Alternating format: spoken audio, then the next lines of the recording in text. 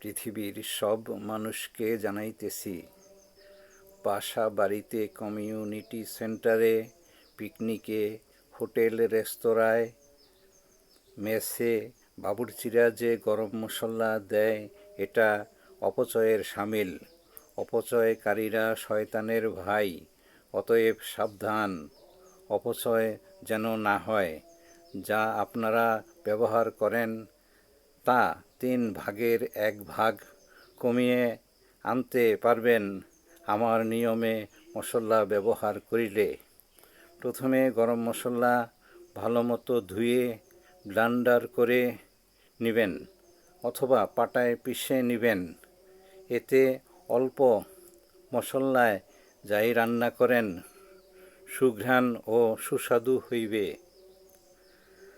যাহাদের ফ্রিজ আছে ফ্রিজে রাখবেন, যাহাদের ফ্রিজ নেই তাহারা গরম মশলা ভালো মতো ধুয়ে রোদ্রে শুকিয়ে ব্লেন্ডার করে নেবেন অথবা পাটায় পিষে নেবেন।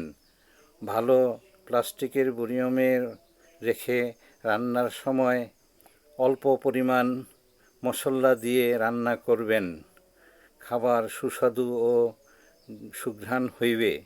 গরম মশলা দেওয়ার নিয়ম: রান্নার মাঝামাঝি সময়ে গরম মশলা দিয়া ভালো করে নাড়িয়া ঢাকনা দিয়া দিবেন।